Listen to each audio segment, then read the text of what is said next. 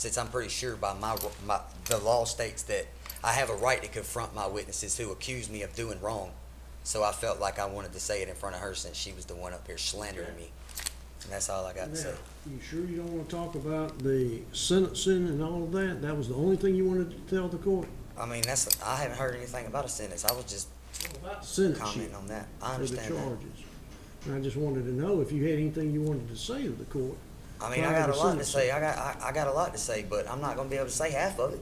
I don't know, because I don't know what you're going to say. I'm innocent. I didn't do it. Okay. I've maintained that the whole time. I feel like there was things that were allowed to be said that should have never been allowed to be said that didn't have nothing whatsoever to do with the case and what was being said. Just because somebody has domestic abuse issues with their spouse doesn't mean that they would put their hands on their kids, which has also been pretty much proved that I've never touched my kids in any harmful manner whatsoever. I've never harmed my kids. I didn't even hear anything that said that I had done anything to her in front of the kids. So that doesn't make sense either. And, you know, just to let the record show that I don't think I ever put my hands on her in front of those kids.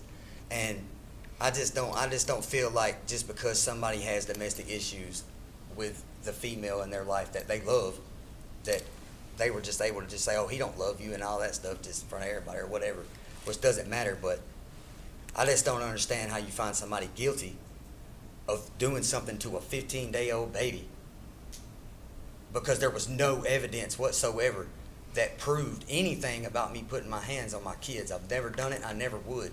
I don't believe in it. I was beat as a child, and I don't agree with it at all. And I would never do it. I would never do this. That's all I got to say. I would never do it. I'm innocent. Well, I can make a lot of comments on what you said. I can make a lot of comments on the trial, but I know that was just be arguing with you or talking with you. I'll ask you one simple question. You claim you're innocent, so you tell me what sentence the man or woman that you claim did this should receive.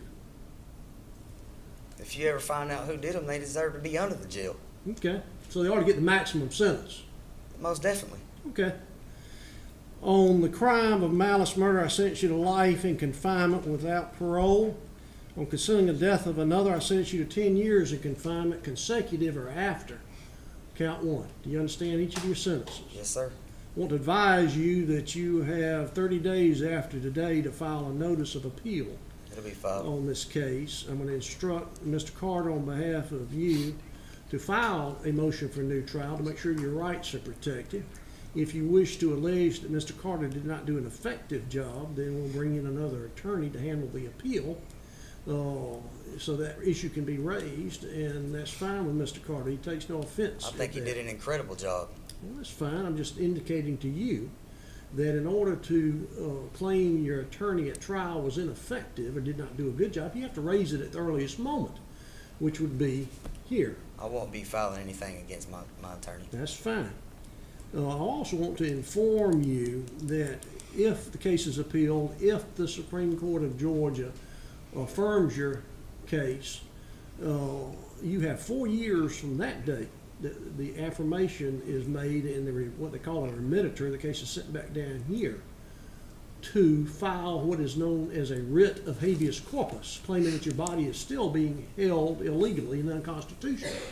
It has to be done within 4 years of that date. 4 years and 1 day, they would not listen to it. So do you understand?